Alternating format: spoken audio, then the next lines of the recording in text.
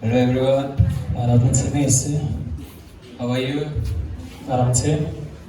Are you good? Meze neza. Don't you want to greet me? Ushaka kundamutsa? Yes. I'm so happy to greet one another.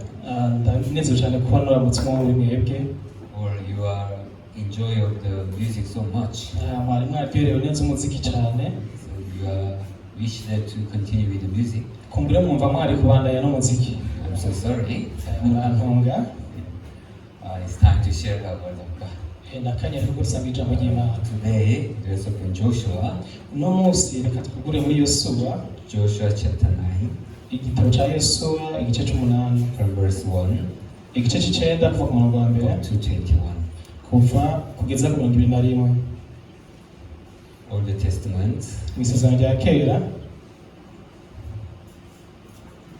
Page chapter 9 from verse 1 to 10. Igice cy'icenda kugeza ku mirongo 21. Turasoma mu Kirundi. Maze abami bose bo hakuno ya Yorodani bo mu mugamba waho n'abo mu misozi iciye bugufi n'abo ku kiyaga kinini aharabana i Lebanoni, Abaheti n'Abamori n'Abanyakanani n'Abaferizi n'Abahiwi n'Abayebusi babyumvise barifatanya bahuza umutima ngo baje kurwana na Yosuwa n'Abisirayeli. Maze ababa i Gibeyoni bumvise ibyo Yosuwa yagiriye i Yeriko na Hayi bagira inama y'ubwenge, baragenda batekera impamba mu magunira y'imishire, baziremeka indogoba zabo bo n'imikuza y'insato ya vino y'imishire yatabutse isanikiriye, bambara inkweto z'imishire mu birenge ziteye ibiremo, bambara n'impuzu z'imishire nyene, bakora imitsima y'impamba yabaye impehe igwifira. Nuko baragenda bashikira Yosuwa n'Abisirayeli aho bashagaje i Gilugali. Barababarira bati, tuvuye mu ntara ya kure, none enda nimuduhe isezerano ryo gufatanya natwe. Maze Abisirayeli bishura abo Bahiwi bati, kumbure murabo tubana, none twahava tugasezerana namwe dute? Babarira Yosuwa bati, turabasavyi bawe. Yosuwa arababaza ati, murabaki kandi muturuka hehe? Baramwisha bati, twebwe abasavyi bawe tuvuye mu gihugu ca kure iyo bigwa, kandi ikituzanye ino no kubw'izina ry'Uhoraho Imana yawe, kuko twumvise inkuru zayo n'ivyo yakoze vyose muri Egiputa, n'ivyo yagiriye abami babiri b'Abamori bo hakurya ya Yorodani, Sihoni umwami w'Heshiboni na Ogi umwami w'Ibashani yaba ahitwa Ashtaroti. Nuko abakuru bacu n'abo mu gihugu cacu bose uratubarira bati, nimukore impamba mugende kubasanganira, mubabarire muti n'abasavyi banyu ngo none nimubahe isezerano ryo gufatana nabo. Kandi eheraba iyi mitsima yacu twayitekeye kw'impamba igishushe umunsi nyene tukiva imuhira iwacu dufashe inzira yo kuza iyo muri, none yarabaye impehe yaguye ifira, kandi n'iy'imikuza twayitekeyemwo vino ikirimisha, none heraba iratabaguritse. Ehe n'iy'imyambaro n'inkweto vyadushiriyeko kubw'urugendo rurerure. Maze Abisirayeli bemezwa n'izo mpamba batarinze kugisha inama Uhoraho. Yosuwa abasezeranira kuzobana amahoro nabo no kubareka ngo bibereho, n'abakuru b'ishengero nabo barabarahira. Ariko haciye iminsi 3 bamaze gusezerana nabo, bumva ko abagikanye nabo kandi ko aba ngaho nyene muri bo. Nuko Abisirayeli barahaguruka bashika ku bisagara vyabo ku munsi ugira gatatu. Ivyo bisagara vyari Gibeyoni na Kefira na Beloti na Kileyati Yelayimu, ariko Abisirayeli bareka kubica kuko abakuru b'ishengero bari bababariye uhoraho Imana y'Abisirayeli, maze ishengero ryose ryitotombera abo bakuru, ariko abo bakuru babarira ishengero ryose bati twabarahiye uhoraho Imana y'Abisirayeli, none ntitwoshobora kubababaza, enda tubagire dutya, tubareke bibereho, twoye kwihamagarira uburake kubw'andahiro twarahiye, dupfe kubarekera, ariko tubagire abashenyi n'abavomyi n'abikoraniro ryose, nk'uko twababwiye uko niko uhoraho niko abo bakuru bavuze. Amen. Last week I was having a time to read the Bible. Mu mwaka uheze nagize akanya ko gusoma Bibiliya, And when I read in the Old Testament, I really touched my heart. It was so much thankful. igihe nasoma igitabo cy'isezerano rya kera, umutima wanje warakozwe ko wagize amashimwe menshi. When I read those the books that which sent by Apostle Paul, igihe ndiko ndasoma ibitabo byanditswe bivuga amakete Paul yanditse, Apostle Paul was encouraging all the churches to keep their faith and gospel in their heart. intumwa Paul yanditse ibwira abayoboke bose yuko bakwiye gukomera mu kwizera kwabo, gukomera kuyobokera Imana.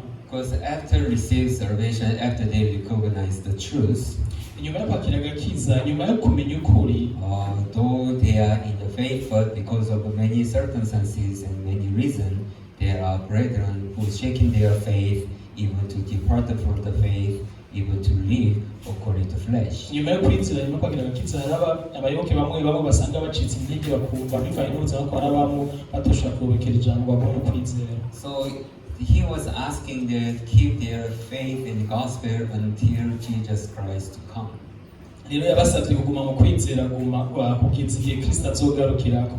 Though they go through many persecutions, nubwo boca mu bihe by'ibihano bitandukanye, though someone be beaten, though someone be killed in jail, nubwo hari uwo kubitwa, nubwo hari uwoshirwa mu ibero cyangwa akicwa, most priority that which they must keep in their heart is His gospel and Jesus Christ. ariko ikintu nyamukuru cyo kugumya imitima yabo ni ubutumwa bwiza no kugumya mu mitima yabo Kristo.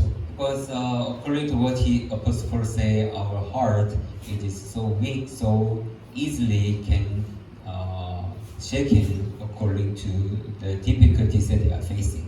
bitewe nuko bivanye nuko Paul yavuze yuko bivanye yuko nibe tugera tunyuramo ko imitima yashaka kujugumba, ukumva iradendebukiwe. So after they discover the truth, if they go back to the heart that which they had before, what will be the benefit for you? rero mu gihe bamaze kwakira ukwiza, hama bagasubira mu byakira, mbega inyungu yobiyihe? So most important thing is the moment that Jesus Christ come, how is our heart in front of God? ikirere nyamukuru ni cyo kuvuga ngo mbega imitima yacu imeze gute imbere y'Imana, Because God is going to judge us according to how your faith is. kuko Imana izoca urubanza yisunze uko kwizera kwawo kumeze. So though right now you discover the truth and you are happy now, but if you left this grace, gospel and the truth, if you live according to flesh, if you against this gospel, what will be benefit for you? yego warakiye ukwizera, warakiye agakiza, ubu none harabaye, mbega none umaze kuba muri ubwo buzima hanyuma ukagira kujugumba, hanyuma yaho hazovamo inyungu iyihe?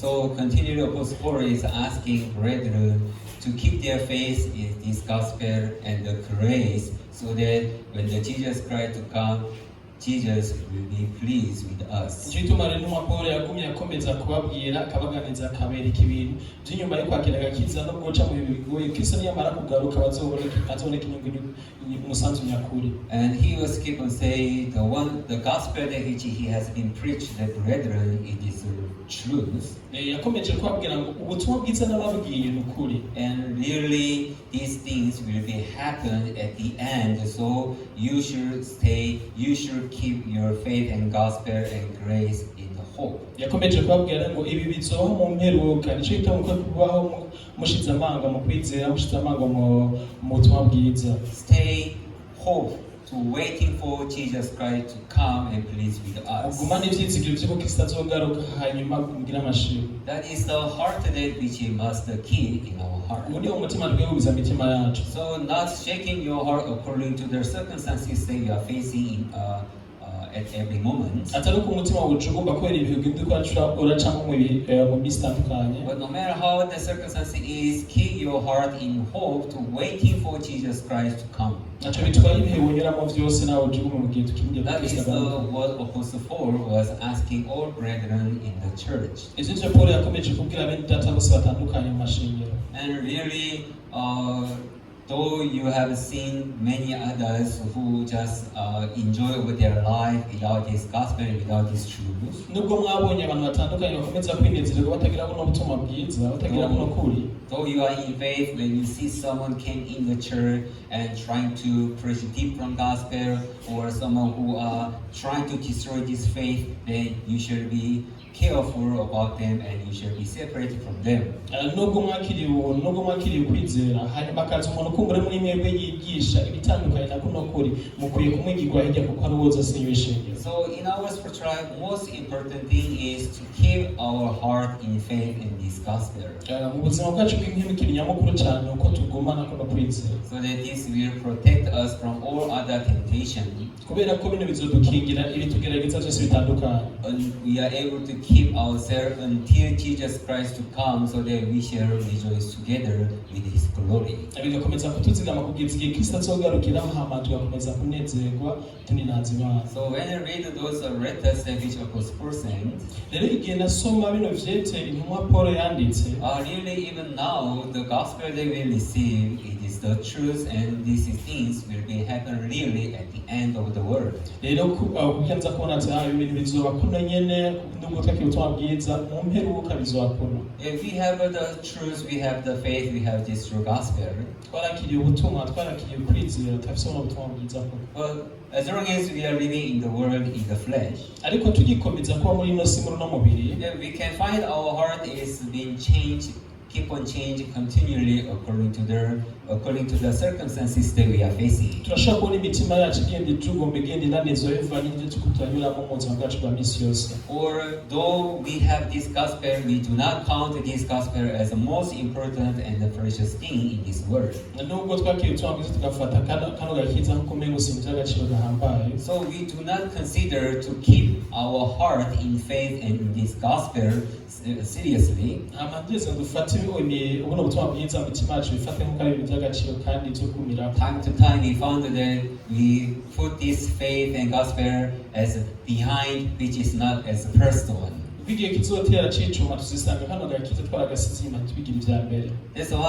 That is how we are living the life in this world, though we have known the truth and have this faith in the truth. Nubwo dufise buno kwiza nubwo tuzi kuno kuri ijenje tuko turaba mu buno misi. Then what will happen when the Jesus Christ come? Mbega nibiki bizogiye cha Yesu amaze kuza. Jesus Christ will please with us. Yesu azonezerezwa natwe.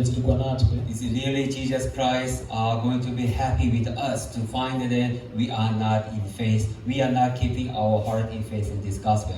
Mbega Kristo azonezerwa no kubona amaze kudusanga tutaguye muri kapuriza tutaguye dushize amanga muri ko. Yeah, really, though Apostle Paul say, though you are going through many trials, intumwa Paul yaravuze ngo nubwo uca mu bikugerageza bitandukanye, but you have to be afraid that your heart lose the faith and depart from these truths. kugira ubwoba kubera ko igihe umutima wawe utogwa muri kuno kwizera no kuri. Though you can be you can have many good things in the world, but if you do not stand on the faith, what will be benefit for you the time that when Jesus Christ comes? Though you have many things in this world, though your life is good, but if your heart is not standing on the faith when the Jesus Christ comes, what will be the benefit for you? It's not so. It's true, right? And so when I read, really even touched my heart, really, though we are going through many trials in this world. We are the people who are waiting Jesus Christ to come and to capture us, right? And really, when I read our reservation, igenda soma igitabo cy'ibyahishuwe Yohana, Revelation. igenda soma igitabo cy'ibyahishuwe Yohana, ntunge really it shows the John is sold everything that which will happen at the last day. ivyo Yohana yaravyeretswe arerekwa neza ibizoba byose mu gihe c'imperuka. And then really these things will happen in our life. By'ukuri ibyo bizotubako mu buzima. It's not so? So kose biri. Yeah, surely the word which the Bible says is true. These things will happen to us.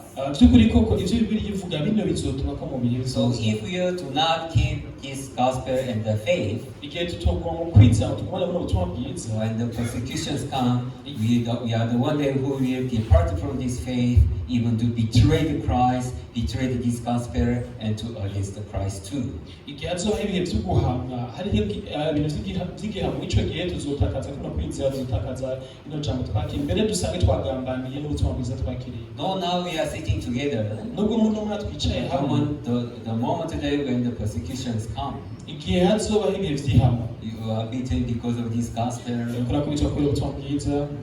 Can you imagine the moment that the world is asking people to have the barcode of 666? Nimwibaze mu gihe isi izosaba yuko buri wese agira ca gihano c'amajana 666. The one who refuse, they will have a lot of persecutions. Utazovyakira, utazovyemera muri ico gihe azogira uguhamwa. You cannot do any trade. Mw'ico gihe nta business So nzogishobora you have gukora. a lot of money in the bank. Nubwo uzoba ufise amafaranga menshi So mw'ibanki, you are holding a lot of cash. nubwo uzoba ufise inoti zikwiriye, But it's not useful at all. ico gihe nta gaciro Because bizofise. unless you have a barcode of 666, Kiretse ufise QR code y'amajana you can't 666, do any trade. ico gihe nta kintu uzoshobora You gukora. can't buy anything. Nta kimwe uzogura. Can you imagine? Urashobora kuvyibaza. You cannot even do any works at the government. Nimwibaze ntushobora gukora ikintu n'igikorwa na kimwe mu Even bijanye in the hospital, you cannot do anything. no kw'ivuriro nta kimwe Even gukora. you can buy any medicine. Nta n'umuti bashobora kugura. So all your life is just stopping there.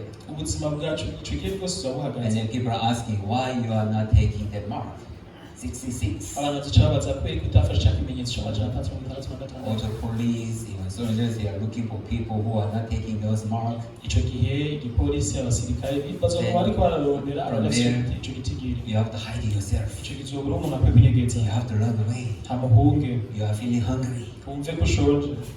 Even somebody will be beaten. Ico gihe harimwo azokubitwa. Somebody will be killed. Harimwo azokwicwa. Somebody in jail. Harimwo azofungwa. How would the life become very tough, right? Mbega nyene ubuzima buzoba bugoye. And really, if our faith is not strong enough, Rero ico gihe mu kwizera kwacu kuzoba in kuhagaze front of the neza. serious persecution, Imbere y'iryo hamo rizoba rikomeye. really even our heart will change. Ico gihe imitima yacu izohinduka. When I say others, they are living peacefully, what's the meaning to keep this faith and gospel? neza mbega inyungu yari iyihe kuba ngo n'ubutumwa bwiza. Why am I have to have this kind of persecution? Kubera iki ntushobora guhamwa nko kose. Let me live just some comfortably. Reka nibeho nanje ntuja That's nk'abandi. how those who are not strong in faith, they can just decide to follow like others. Uko niko rero abantu batazoba bahagaze mu kwizera bazokumva ko umengo bafatirwa gukurikira abandi. Then what will be the profit for you? Mbega inyungu izoba irihe kuri wowe. So now we are just living peacefully. Nubwo muno mwanya tubaye But tutubaje, when you have such a persecution, if we are not able to keep our faith, really everything can not be in our spiritual life. rero mu gihe tutashize ku kwizera mu mitima yacu tukaguhagararako bizoba atanyungu bimaze mu gihe tutaba mu So kwizera. to this spiritual life, to learn faith and to have a strong faith, it is really important in us. Rero kugukwizera kuno kugira ukwizera gushize amanga by'ukuri koko ni iby'igiciro kandi mu buzima bwacu bwa misi yose bw'umwema. That's how God knew how to keep your faith is important. Nicyo gituma Imana yamenye yuko kugumya ukwizera ari iby'agaciro. Through our life, God is training us to have a strong faith in your heart. Rero biciye mu buzima tubamo Imana ikatumenyereza kugira ngo tuzoshobore kuba mu bintu bitandukanye. So it is not just for this moment, but it is a training that which is important for the future. Ntabwo ari iby'aka kanya tubayemo ahubwo ni iby'agaciro kuko bizigana ko ari byo muri kazoza. On the side of God, though now you are going through difficulties and trial, but once you are able to keep yourself in faith, Ku ruhande rw'Imana mu gihe uca mu bihe bitandukanye bigoye ariko umuhagaze mu kwizera. at the end, when the last moment that Jesus Christ comes, you shall rejoice with Christ. mu mperuka Kristo amaze kuza uzonezerwa. Yesu nashimwe. Yesu nashimwe. So now though we are facing a little difficulties and challenge in our life, rero muri ino minsi mugera twa mu bihe bigoye bitandukanye, we should understand that it is in the great plan of God. twe kubimenya ngo ni by'umugambi ukomeye w'Imana. It is to train our faith so that we are able to keep our faith in this gospel until the last moment. Ivyacu kubera ko bwatumenyeza kugira ngo mu minsi zoza y'imperuka zogira icyo tumariye. Even though we have put our foot in the death, nubwo tuba dushitswe ku rupfu, even though some others put us into the death, no mu gihe batuba bisabwa ko twicwa, but to keep this faith stay in this true gospel, kugumana kuno kwizera kuno butumwa bwiza, it is the blessing for us. uzoba ari umugisha kuri twebwe. Is not so? Suko se biri. Yes, so God knew even the moment that God take out the Israel people from the Egypt. Rero Imana yari ibizi n'igihe akura Abisirayeli muri Egiputa. God was guiding Israel people to go through many challenges. Imana yari yabarongoreye guca mu bihe bitandukanye. So God found that there are people who against the God who decided that to go back to Egypt even. Imana yarabibonye yuko hari abantu mbere bazonayigora bakumva mengo nisubira muri Egiputa. Because they feel like they are going to die there. Kuko bumva ko mengo bagiye So gupfira. someone say it's better we surrender and then we just go back to Egypt and live as a slave again. Hari abantu bavuga muri bati byiza twomanika amaboko mbere tukisubira muri Egiputa. Isn't it? Suko se byagenze. Likewise, even that will be things that which happen in our life too. Uko rero niko biri no mu buzima bwacu bwa minsi yose niko bidushikira. After we discover the truth, Nyuma yo kumenya ubutumwa, after we know the truth, nyuma yo kuba twamenyesha just ukuri, because some little problem and difficulty challenges that we are facing, gusa nyine kubera akantu gato y'ubuzima buhamba butugoye ibintu twanyuramo, instead of look upon God and to keep this faith and believing in God, igishimo cyo kuraba Imana no kurondera ku Mana, there are people who decide to go back again to live according to flesh and live without God. hariho abantu bamwe bamwe bacahitamo ko bosubira inyuma bakaja kwibera no kwa kundi baka mu buzima bw'umubiri batisunze Imana. That when Jesus Christ comes, what will be profit for you? What is the benefit that you are going to gain? Mbega Kristo namara kuza bizoba byabahaye inyungu kibizo uzamwa by'umukimi kikoko. So when I read all those books, Rero igihe nsoma bino bitabo byose bitandukanye, really to keep our faith in this gospel is not something easy thing for a man. rero kugumana kuno kwizera mu mitima yacu ntabwo ari ibintu byoroshye ku mubiri wa kimuntu. Because every time, whenever they are facing any challenge, there are so many kind of thoughts and then heart arose in us. Kubera ko mu buzima bwiza turabamo habamo ibintu bitandukanye ibintu tunyuramo bitunaniza. And continue to keep ourselves in gospel and to deny all the thought and heart is it really easy thing as we are a man in this world. Kuko kwiyanga kwanga ibyiyumviro by'abantu umuntu ntabwo ari ibintu byoroshye. Mbega mwanze ko byaba byoroshye? It is not easy thing, Ntabwo ari ibintu byoroshye. but with God everything is possible. Ariko imbere y'Imana, kumwe n'Imana byose birashoboka. So in the Bible say God is the one that which the Bible testifies is true and will never change. Imana Bibiliya yishingira nta yuko ijambo ryayo byose yamara ukuri. If we see Numbers chapter 23 verse 19, Igihe dusubira mu igitabo cyo guharura, Numbers 23 verse 19. igitabo cyo guharura igice cya 22, Here Bible say, God is not a man that he should lie, nor a son of a man that he should repent. Has he said, and will he not do? Or has he spoken, and will he not make it good? Numbers 23 verse 19. igitabo cyo guharura igice cya 22 mu 19.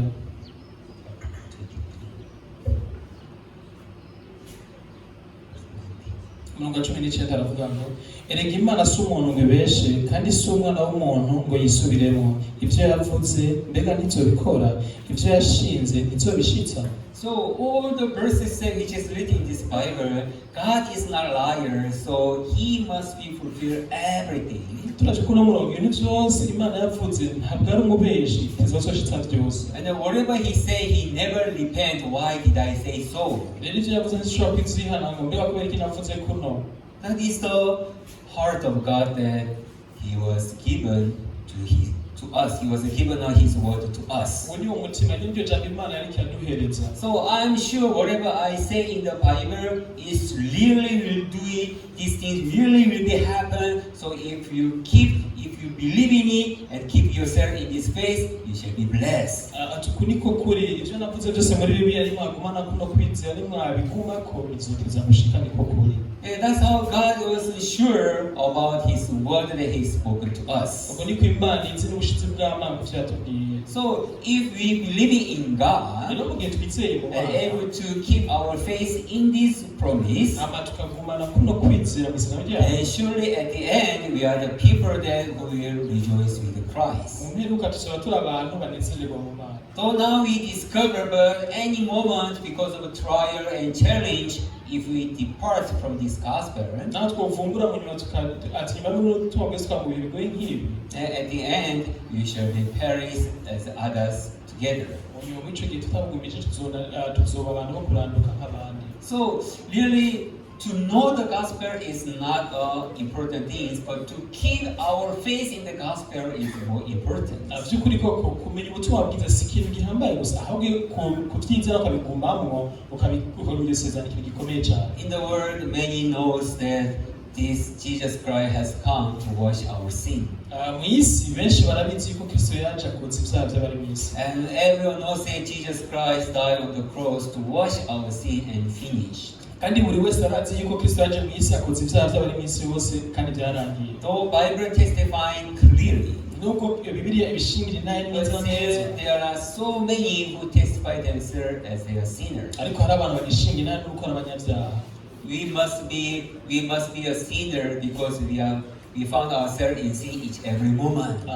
Tuteza kwitwa abanyabyaha kuko twama twisanga buri gihe cyose turi mu byaha. That's why we have to keep repent. Niyo mpamvu tukizwa mw'isi yose We should kwama ask twiha for forgiveness. kama dusaba imbabazi z'ibyaha. Though Bible testify already how God has forgiven us through the Christ, nubwo Bibiliya ishingiye naho ko Kristo twamaze guherwa ukubabarirwa muri Kristo, people are not focusing on the forgiveness of God, but works and what they have done in their life. ariko abantu ntibasunga amaso ntibisunga ngo bange amaso kuko bari ibyaha, ahubwo bamara ku byo bakora mu buzima bwabo bw'isi yose. When we testify how we became righteous, people are ignore this righteousness that God has given us. rero iyo ko dushinga intahe abandi baja birengagiza kuno kwizera kano gakiza twakiriye. Really, Jesus Christ is the one that came to forgive all our sin. Yesu Kristo ubu niwe wenyine yari kuza hanyuma akaduharira ibyaha byacu. And through the promise, He made us to unite with God. rero biciye mu isezerano byatumye tuba abafatana n'Imana. And God has no other problem to receive us as righteous and to dwell together in Him. rero mw'ico gihe nta ngorane n'imwe ihari ituma Imana twakira nk'abayo. That is how God was done all the works that He wanted to do to unite with us. ivyo nivyo bikorwa Imana yabwirizwa gukora, yashatse gukora kugira ngo dushobore gufatana nayo. So now God has given us a new covenant. rero Imana yaduhaye isezerano rishasha. That is written in Hebrews chapter 10 verse 17. ivyo vyanditswe mu gitabo c'Abaheburayo igice c'icumi mu gacumi n'indwi. He said that He shall remember no more yarabivuze yuko atazongera kwibuka ibyaha byacu ukundi. all your iniquities and lawlessness I shall remember no more. ibyaha byanyu nubwo ari itegeko atazongera kuvyibuka ukundi. That is how God has established a new covenant. uko niko Imana yashizeho isezerano rishasha natwe. Even He was talking about His new covenant in Old Testament. ndetse na none yarabivuze mu gihe c'isezerano rya kera. Jeremiah chapter 18 from verse 18. muri Yeremiya igice ca mbere n'umwaka wa He spoke clearly. yarabivuze neza. The day will come.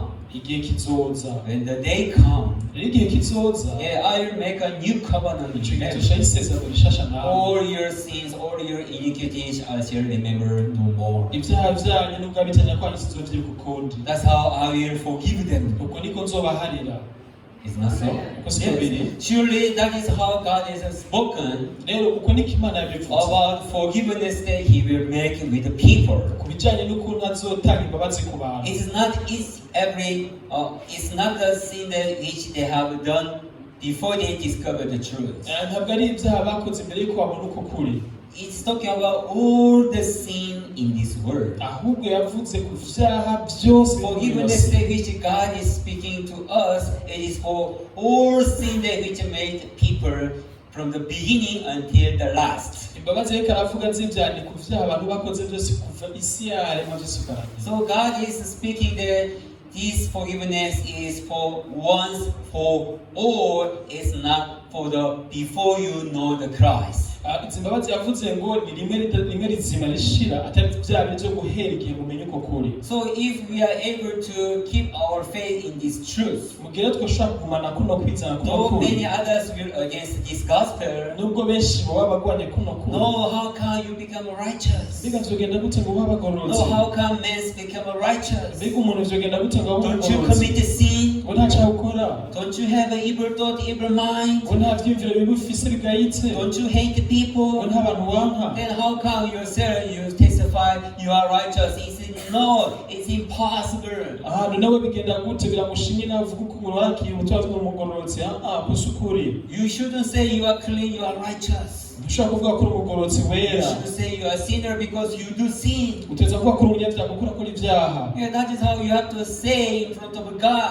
uko niko ukwiye kuvuga imbere y'Imana. And you should asking for the mercy from God. hama ugasaba impuhwe imbere y'Imana.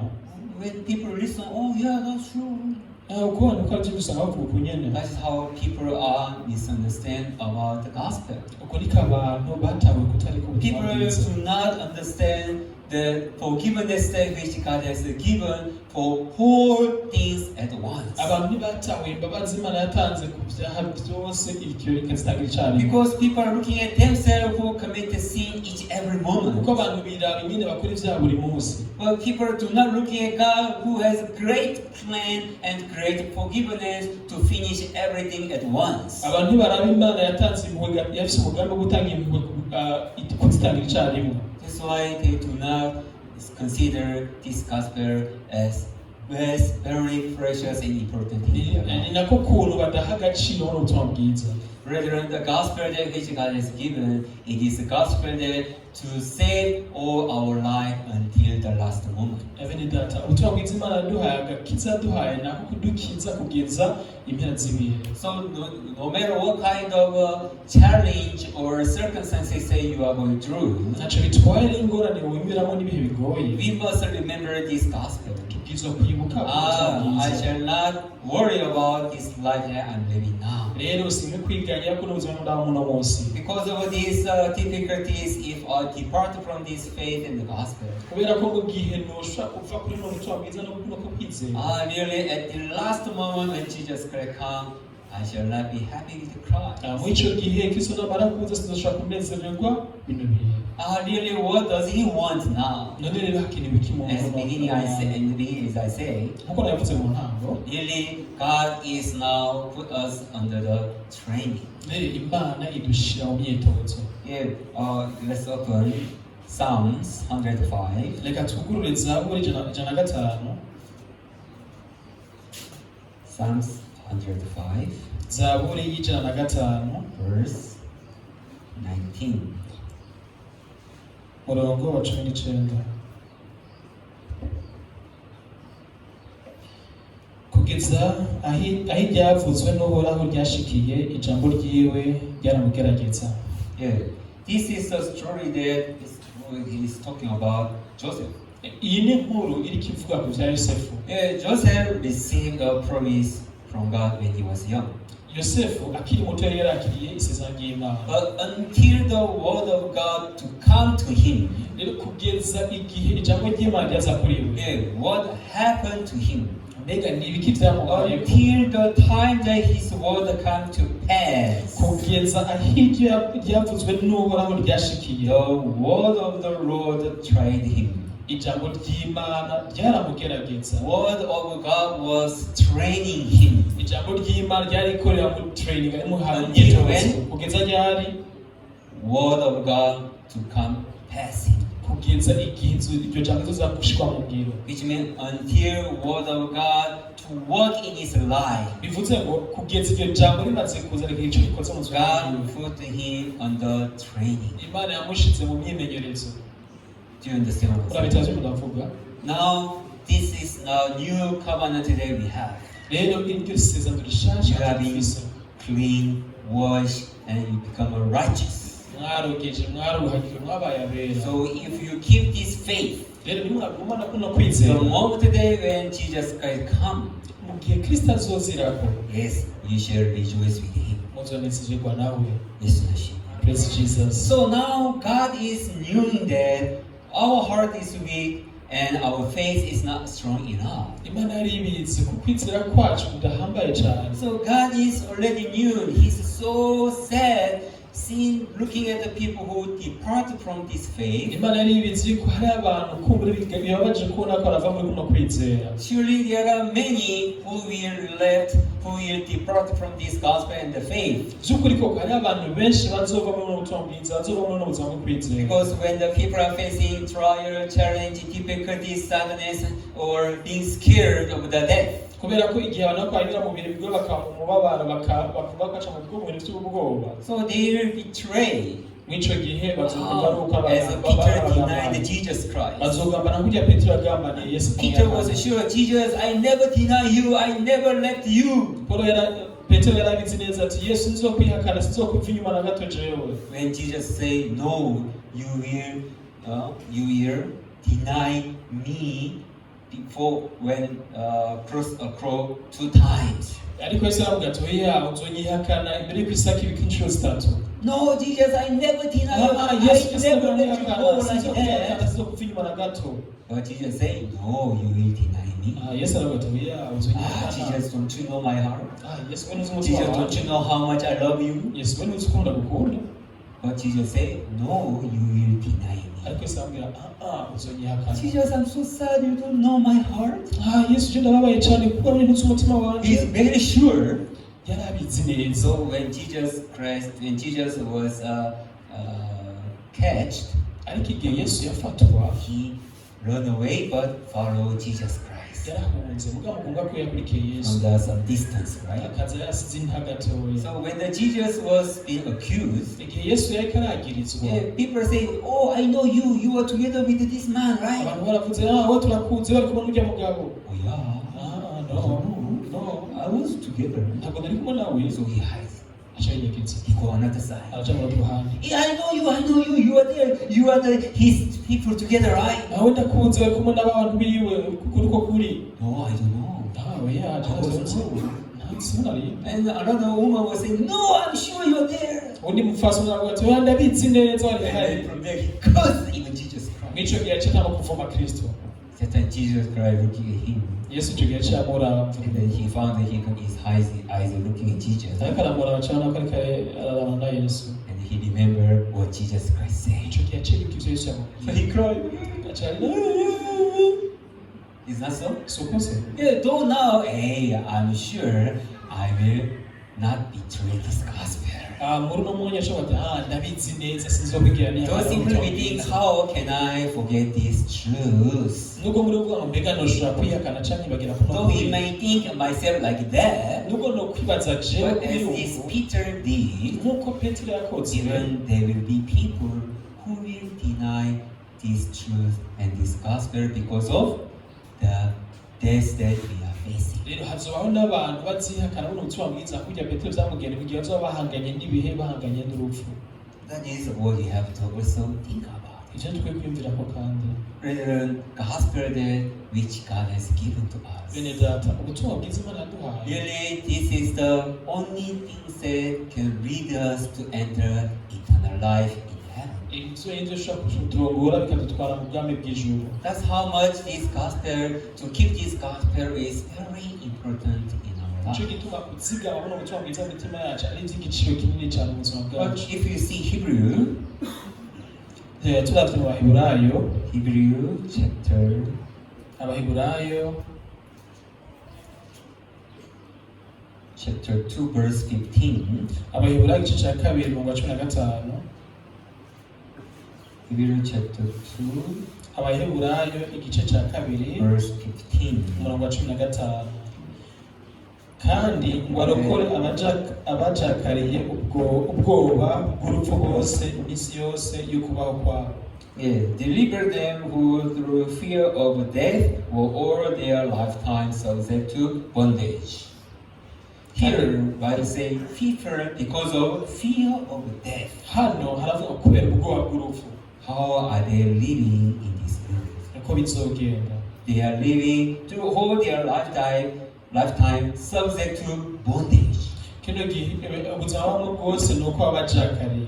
Because they fear of death, so they are giving themselves to their flesh for their life. rero kubera ko bafise ubwoba mw'ico gihe bumva mujakarira. So they are living as a slave of their life. rero mw'ico gihe babaye abaca ubuzima bwabo. Brethren, death is giving us the freedom to free from our weak body and to enter into eternal life. Nacyo kumenya nuko ubundi bwo urupfu ni ikintu kituza ko kitokwidegenza kuyashusha kwinjira mu bwami. So to die, it is a good thing to finish off this weak life in this world. rero gupfa ni ibintu byiza kuri twe ko biduha kurengera uku gucika intege ko gutinya ubuzima. So Pastor Park sometimes he testified to us like this. rero ubundi Pastor Park arakunda gushinga ntavuga atya. He is sometimes thinking about his death. akenshi aca yiyumvira ku bijyanye n'urupfu rwiwe. So once he died, igihe nzopfa he becomes everything finished. ico gihe byose biba Then birangiye. spirit which is in the body will come out, will separate from this body. rero impwemu iri mu mubiri bizotandukana. And he was testified the moment that he is looking at his body. rero mw'ico gihe gashinga ntayo kuno ariko arabona umubiri. Because of this weak body. kubera uno mubiri w'umunyantege nke. How much am I struggling in the world? mbega ukuntu ndiko ndananirwa muri ino si. Because of this weak body. kubera uno mubiri unanirwa. How much am I difficult? mbega ukuntu mbaye umubiri Now ukomeye. finally I'm free. mbega ubu Hey, noneho my body, ndigenza. bye. mubiri wanje nagahwane. I'm going finally to God. bayi ndigiriye. Hey, now I'm free. Bye. ubu naho ndidegenza Sorry, bayi. I never miss you. urantunga sinzigera gukumbura. That's how he testified. uko niko ndashinga ntayo. How about brethren? mbega bene datamenya gute. You are care of your body so muri much. abantu bita mubiri wanyu cyane rwose. So if you die, some movies and some, I don't know, dramas, they are saying some spirit go back to the body, right? sinzi ko mumaze kuraba amareresi imwe n'abavuga mu mafilime y'uko umuntu yamaze gupfa impwemu yongera ikagaruka mu mubiri. And they are happy to have their life again in this world, right? agaca banezerwa kuba bona bagarutse muri ubuzima kandi. But in fact, that is not true. ariko ubundi bw'uko siko kuri. Once we become free from this body, ikintu kiza no kubigenza tumaze kuba once we bitegereje find heaven, igihe tumaze gushika mu ijuru. we like to stay in heaven, not in this world anymore. ntizoba turi abantu bongera kuba muri ino si kandi. Don't you think so, brother? ntimuca musubiza kuba bene data. Do you think so? Do you agree with me? muremeranya nanje. Maybe we have to think about that also together. Eh?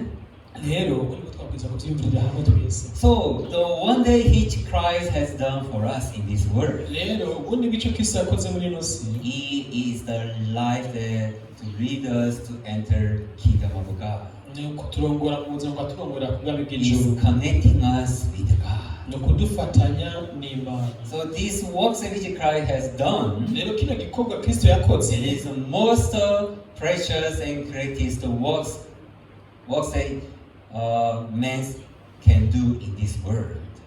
iki ni igikorwa gihambaye umuntu ashobora muri ino si.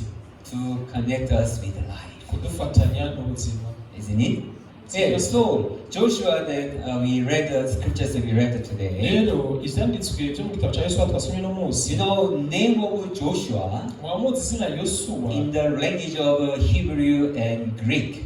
mu majambo y'igiheburayo n'ikigiriki. It is the same name with Jesus. ugiye kubiraba bifite insobanuro imwe na Yesu. Did you know that? wari mubizi? Joshua, its meaning is save, salvation. Yosuwa bisigura ngo agakiza. So name of Joshua is the same name with Jesus. He will come and save people. rero izina Yosuwa ubundi bwo rifite isobanuro rimwe n'irya Kristo n'irya Yesu isigura yuko nzokiza abantu. In the language of Greek, Joshua and Jesus is in the same letter. ubundi bwo mu rurimi rw'ikigiriki ijambo Yosuwa n'ijambo Yesu byose bifite indome zimwe n'isiguro n'imwe. And then in the Hebrew, Joshua is Yeshua. mu giheburayo naho Yehoshua. Yosuwa isigura Yehoshua. Jehoshua. isigura Jehoshua. And Jesus is Jeshua. Yesu nawe ni Joshua. Do you know? And Barabitse. Jehoshua is full letters, and Yeshua is in the short letters. Jehoshua na majambo menshi ariko Joshua na majambo avunaguye akasesigura. So meaning is same. Ariko insiguro ni imwe. Amazing, right? And the works that which he has done here. Rero ivy'Imana yakoreye ngaha, Gibeonites, Abagibeyoni, according to what God say, they cannot be saved. They must be destroyed. They must be killed. bivanye nuko Imana yari yavuze barana tuza kuranduka. Isn't it? Sukose. But they heard about Israel and they formed as the people who came from far distance to who asked for the salvation. Rero kubera ko bari barumvise amakuru yerekeye Abisirayeli bigize abantu bavuye kure cyane bakeneye ubuntu. That time, this Joshua was not asking God, but gave a promise. Okay, we will not kill you. You shall be with us. Rero mwico gihe Yosuwa ntiyarinze gusaba Imana kubaza Imana, ahubwo yaciye atanga isezerano ati nta kibazo tuzobica. But after a few days, they discovered their land is not far. They are just near. Rero nyuma bagiye kuvumbura ntabwo baba ari abantu bakure, ahubwo bari abantu babarigikanye mu kubana. Though they lied, but because of a promise that which Joshua was given, they cannot destroy these Gibeonites. Nubwo bari babeshe, ariko naco bari gushobora kuba bivanye n'isezerano Yosuwa yagiranye nabo. Important point is, though it wasn't things that which asked the God, Igikomeye si uko ngo atari yabajije Imana. God received a promise that which Joshua has made. Ariko Imana yakiriye isezerano Yosuwa yagiranye nabo. So God was received this Gibeonite. Rero Imana yakiriye hano Abagibeyoni. Later, King Saul was destroyed the Gibeonite. Rero mu minsi yakurikiye harageze igihe umwami Sawuli aja kugira kugeseza Because Saul was following the heart of the Jewish people, Israel people. ubundi bwo Sawuli yakurikira umubiri w'Abayahudi. That's why King Saul was killed all the Gibeonite people. Nico gituma Sawuli yagiye kugeseza Abagibeyoni. And because of that, later, if you see 2 Samuel chapter 21, I think it's 21. Rero mu bihe byakurikiye tugiye kubira nko muri Samuel wa mbere gice 22. David is asking Gibeonite people, what am I having to do because of Saul was destroying the promise that which he made. Rero Dawudi yarebaje abatima mbega n'isezerano ugira nokora iki kuko umwami Sawuli yarononye isezerano bagiranye na Yosuwa. That's why the Gibeonite was asking 7 descendants of the Saul family, so they are going to kill and hang. Rero ico gihe Abagibeyoni bace basaba yuko bamwe mu bavuka mu rugo kwa Sawuli ndwi bashobora gushirwa ahagaragara nabo bakamanikwa bakicwa. God was not happy Saul was destroyed his promise. Rero Imana ntabwo yanezerewe kubona Sawuli yaragerageje konona rino sezerano. So finally Saul, even his family, was being cursed. Rero mu ico gihe mbere n'umuryango wa Sawuli wahavuye uvumwa. Which means the promise that which God accepts. Rero bivuze ngo isezerano Imana yayemeye. God never destroyed, God never denied.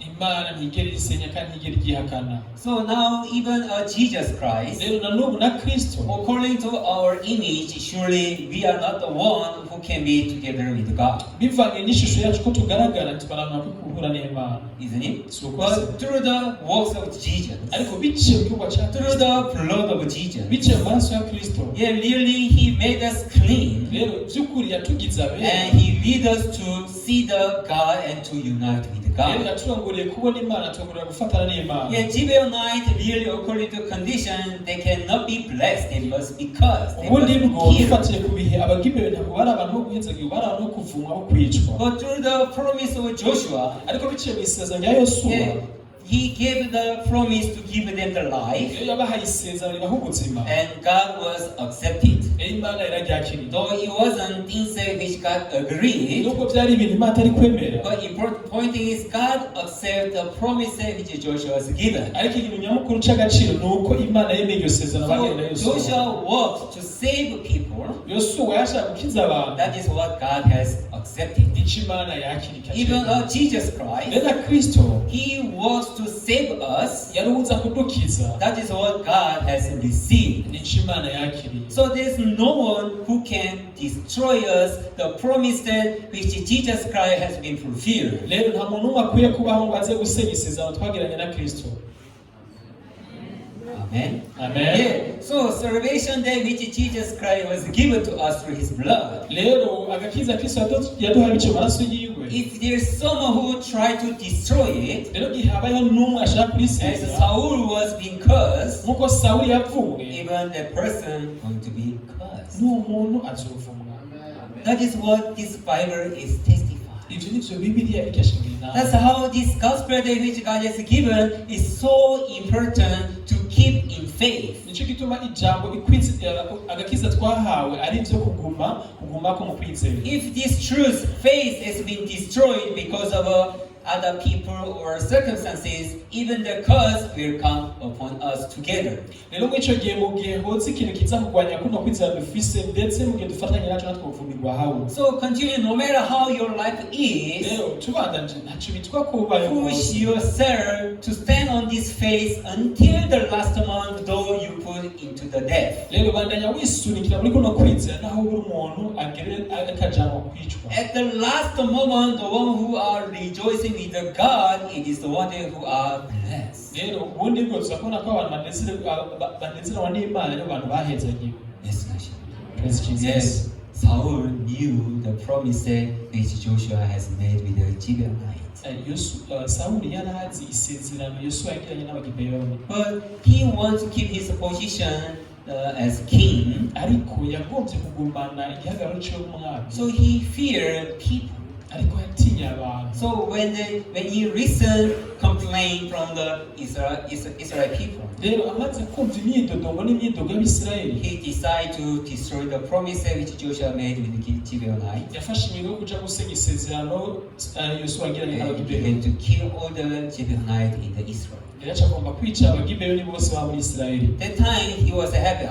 People are looking at me as great as a king because I have done like this. Emico gihaneze abata buri umuntu akomeye abantu ko arambona nk'umuntu yakoze ibihambaye. People are happy because of the works which I have done. abantu baranezerwa ko ibikorwa nakoze. So in that moment, in that very moment, though he was rejoicing, rero mu mwana ubwe karanezerwa. but finally at the end he has been cursed. ariko tuja kubona mu mpera And all the family also put under the curse. umuryango we wose washizwe mu muvumo. Even that is the life that we are living in this world. ubwo nibwo buzima natwe tuba mu murimo. Just because of some peaceful thing and good thing and joyful thing of my life. kubera nyine akantu gato gatumye turyoherwa gusa akanya gato mu buzima bwacu bwa misi yose. When the trial and difficulties come, simply thinking and then just easily we are giving out ourselves. rero ico gihe turi ibintu by'ugutanga tukananirwa wacu dusanga twataye kwa kwizera kwacu. But just because of that, we shall not think that anytime I shall unite with God again, we shall not think like this. ntitwiyumvire ngo mbega ngo bizoheza bishoboke kandi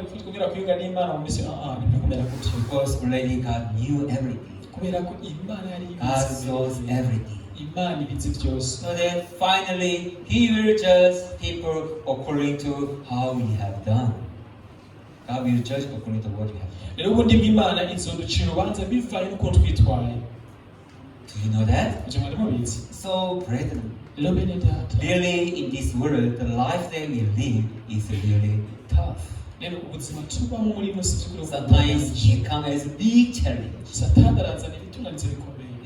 But we have to think like ariko this. twabwirizwa kwiyumvira ngo God is put us under the training. Imana ikidushira mu myimenyerezo Until the word of God to come to pass us. kugeza igihe iryo jambo ry'Imana riza gushika. The moment that word of God come, if this is so typical and big challenge, really our heart will go away from His promise. mu gihe rero tuba tutamenyereje ngo dushire mu myitozo hamaze kuziba ibigo nk'ico gihe tuzosanga twabaye abantu bava So ku Mana. God is so worried about that and He fear about that. Imana yari ibizi kandi Imana yari ifite impuhwe kw'ico God gihe. is so sad man's going away from Him again. Imana irababazwa cyane n'umuntu ayivako akagenda So kandi. through this life, rero biciye muri buno buzima now God is training our faith. rero Imana ikiradusha As God trained Joseph's heart nk'uko Imana yagerageje umutima wa Yosefu to stay in God continually. kugira ngo akomeze kuba mu Mana. So that at the end when the word will come to pass him, kugira ngo mu mpera ijambo ry'Imana zimushikire. finally he was exhausted as the governor in that Egypt. mu nyuma agiye gushikwa hejuru aba umutware mu gihugu cya Egiputa. And even he could discover, it was God. Mu nyuma ashobora kuvuga ati bwa bundi yari Imana. So all the hatred that he has toward the brothers, ubwanwa bwose yarangiye bene se, even he could be free from those hatreds. N'icyo gihe nabwo yarabaye yakwidegenje And he forgave all, and he had heart to receive all his brothers. yagize umutima wo kwakira bene se bose.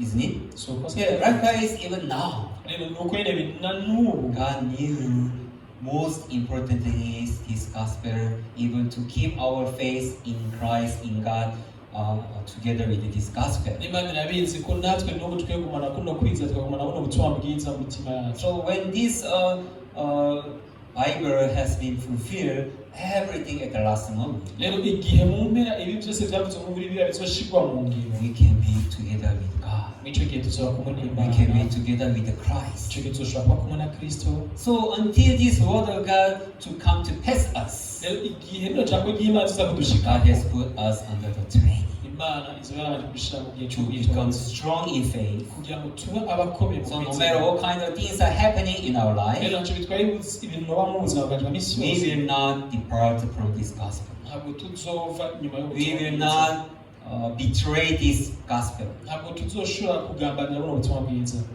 Amen. Amen. You know, in the Bible it does say, ndabizi muri yuko bivugwa in the moment that when last moment come into world, mu gihe c'imperuka mu bizoha mu isi, the one who believe, uwizera even there will be people who will betray others w'ico gihe hazobamo n'abantu bamwe imbere bagambaniranye hagati yabo just to save his life. gusa kugira ngo bakize imibiri He yabo, betray others. w'ico gihe hazogambanira That is the abandi. things that it is happening at the last moment. ivyo nivyo bizoba mu bihe vy'iherezo. It's so sad, right? birababaje cane, sivyo? Do you know what is meaning? He has been catched. murabizi nk'uyu yarafashwe For example, he has gospel. nk'akabera k'ubutumwa bwiza, Okay? So he was keep on running away to keep his faith. rero akaba ariko ariruka ngo ahunge ngo agumane ukwizera kwiwe. But one day he has been catched. rero mu gihe azofashwa, So people are persecuting him so seriously. n'abantu bakamukubita bakamumerera Now you nabi, decide. bakamuhama ati gufata Will ingingo, you die ugiye gupfa or you continue with your life? canke ugiye kubana n'ubuzima bwawe Will you bwose. accept 666? uremera igihano igiti cy'amajana atatu mirongo Or itandatu you na die gatandatu now? canke upfa uyu munsi So that he fear of death. kubera ubwoba bw'urupfu. So I don't want to die. I don't Oh, want yeah, to shaka die. gupfa, shaka gupfa. Okay, then you have a 66, and then now you tell me where others are hiding. rero kubw'ivyo ntiwemera igitigi c'amajana atandatu mirongo itandatu na gatatu hama tubwiye niyo abandi binyegeje. Even him, he's there, he's there. acavuga ati naka bari hariya. And these are things are happening. ivyo nivyo bintu bizoba. So we should not afraid of the death. rero twabwiza kudatinya urupfu. Important thing is keep myself in faith in this gospel. icyanyamukuru ni cy'uko tugumana kuno So kwizera that until tubwiza when the last moment came, kugeza igihe ibihe by'imperuka bizoba, we shall rejoice with Christ. tuzoshobora kunezerwa na Kristo. The whole written in the Bible is true, and really these things will be happen in our life. ivyanditse muri Bibiliya byose bizoshika ko niko kuri. So already God knew it. rero Imana yaribizi. So God wants to make us our faith to become strong. rero Imana ishaka kwizera kwacu kubera So no matter what kind of persecutions come upon us, even to put under the death. rero ntacyo bitwara igihano twacamo cose natwe tuba twegereje ku rupfu. Bible say that the one who died for the gospel, rero biravuga ngo uwupfira ubutumwa the one who bwiza, has been killed for the gospel, exactly. abapfuye kubw'ubutumwa bwiza, Yes. The one who has been killed for the gospel, abo bose bishwe kubw'ubutumwa because bwiza you are speaking truth, kubera ko uravuga ukuri, because you are keeping the faith in the truth. kubera ko uragumya ukwizera mu kuri, You have been killed. urishwe. Then after everything has done, rero inyuma y'ibyo byose mu bwiza byarangiye, Jesus will stay here for 1,000 years together with us, Kristo azobana natwe igihe c'imyaka igihumbi hamwe natwe ngaha, without Satan. ata satani ahari. Do you know that? mwari mubizi? That time, the one who has been killed for the gospel, rero ico gihe abazoba biciwe and ubutumwa the one who bwiza, survived without 666 mark, n'abazoba barashoboye kubaho batagira ca they kimenyetso, shall stay with the Jesus for 1,000 years as king in this world. bazoshobora kubana na Kristo barongoye ino si mu kiringo c'imyaka igihumbi. Do you know? mwari It's mubizi? very hopeful, right? biraryoshe cyane kandi by'ikitsinzi And really these things really happen in this world. by'ukuri bino bizuba muri So, isi brethren, rero bene data the things which I want to tell you, icyo ushaka kubabwira works which Jesus Christ made, ibikorwa kristo akora it connects us with God. kwari kudufatanya n'imana It connects us in life, with life. yarafatanije ubuzima bwacu And that is the most precious thing. ibyo ni iby'igiciro So we have to care of this very seriously and sincerely. rero twatinze gufata ibi bintu n'ubwira tukabizigama So no matter what kind of things are happening in your life, rero ntacyo bitwaye ibyo twaba mu buzima bwacu bwa misi brethren, yose not think that this is a reality that which I must care so much.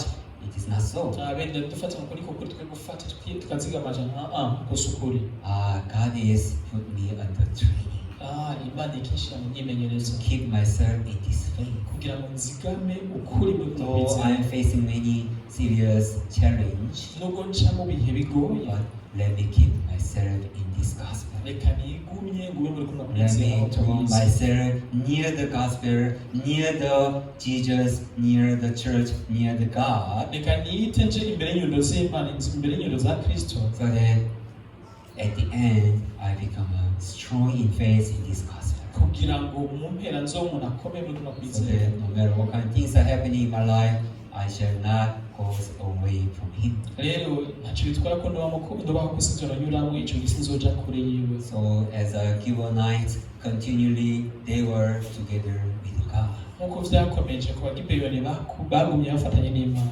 Isn't it? si uko se So the one who against this promise, they are the one that who cursed. rero urwanya rino sezerano niwo kuvuma So since we have been together with new covenant, rero kuva tumaze gufata n'isezerano rishasha as long as we are together, only things that we will have, it is a blessing. tukiri kumwe n'isezerano icyo dufise cyonyine ubuheza But the one who has been separate is the one that who are going to have cursed. ariko abazova kuri iryo sezerano abantu bonyine bo kuvuma So no matter what things are happening in your life, rero ntacyo bitwaye ibiri kubera mu buzima bwawe remember this gospel. rero bene data mwipfuno Keep your faith. mugumane ukwizera Are we together? turi kumwe Don't be serious. ntimubifata Don't be worried about the end things that which happen at the end.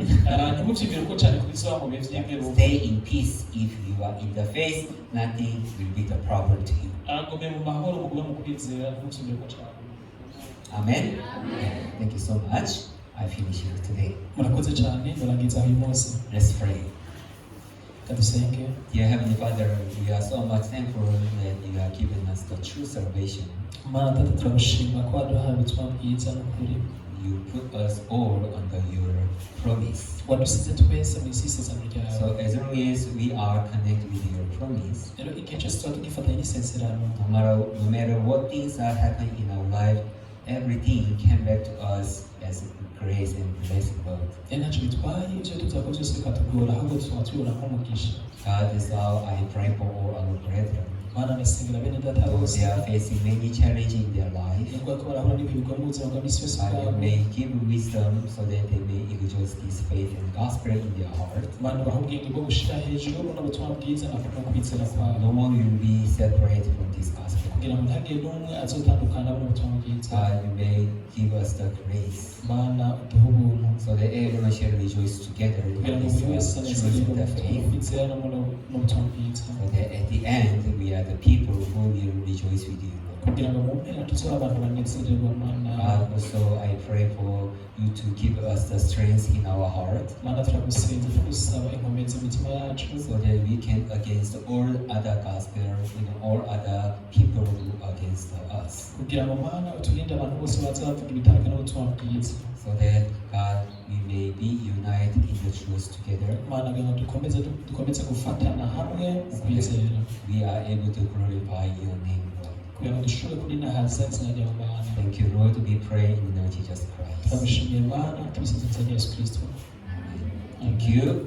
murakoze